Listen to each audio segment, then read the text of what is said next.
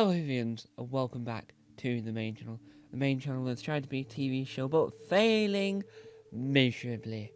Today we're talking about villain redesigns, mainly about the Santaran redesign, but we might broaden the horizon. It depends on whether or not we still agree with our philosophy by the end. So, the Santaran redesign has been pointed out to me again through the BBC iPlayer advert that we mentioned in Hurrian News.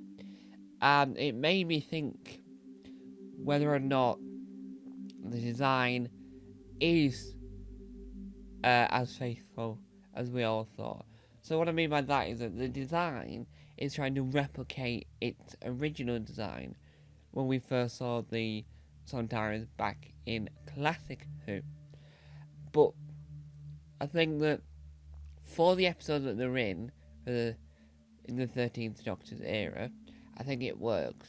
I think the look of it's amazing, the characters are amazing, everything about it is amazing, and I think it works, generally. I think it works, but when you then look at it in a sense of, this is what it looks now, but this is what it looked before in New Who, I think the other New Who design look slightly better than the design currently, because I think that it utilises new elements, but I think that these Sontarans need to be more, or like they've been in a war. I think these Sontarans need to look like they've fought in something, and I think that that's what makes it more interesting. If you see that they've been in battle, that they look like they've been in battle, and they've got the battle scars to prove it. Sorry about that error. So I think that when you look at it, the battle element of them now is a lot more battle focused than it once was, and that helps make it more broaden the horizon, and makes it more interesting in my opinion, and it makes it feel like you witnessed a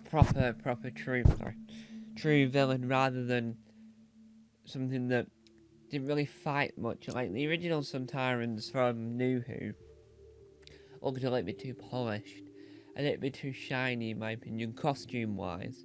These ones are more back to the original style, a lot more rugged, a lot more battle heavy, a lot more like they've attacked people, and a lot more villainized, and I think that personally works really well as a concept, and helps reform the idea that it's all about battle, they're all about evil, they're all about enemies, and I think that that's what works. And when you look at other villain redesigns, such as the Daleks, the Cybermen, even though they don't change that much, you can still tell that they're battle worn, they're ready to fight again. Sea Devils, on the other hand, look like they've just had a nice dip in the ocean.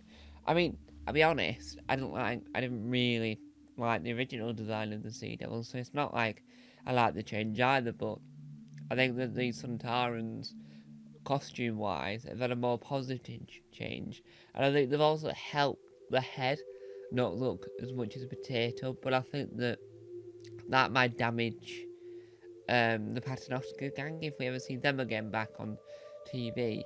That might ruin it, because Don Starkey's character looks more like an original version of, well, not a New Who version of a Sontaran, rather than an original version of Sontaran that we've come to know and love, if that catches and gets the gist. So, there we have it. Thank you guys for watching. Time we'll talk about.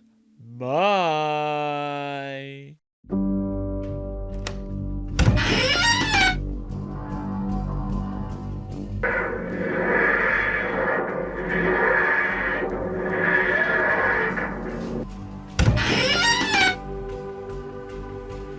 Don't forget to subscribe to the official Tom Mason YouTube channel.